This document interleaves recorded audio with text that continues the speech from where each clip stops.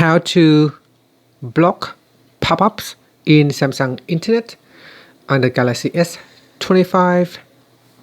First, let's go back to the home screen.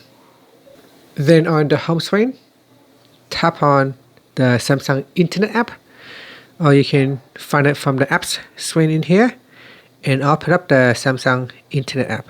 So you can either find it from here, or you can find it on the home screen. Okay, so once you're in here, tap on the menu button, and then tap on settings. You may need to swipe across to find settings.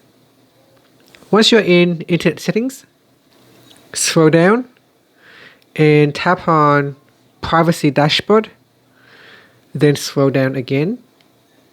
Now from here, tap on block pop-ups. Make sure you tap on the toggle button to turn it on, and you can tap on the left hand side panel. In here you can tap on the more button and tap on manage websites. In here you can choose website to block or allow pop-ups. And that's it.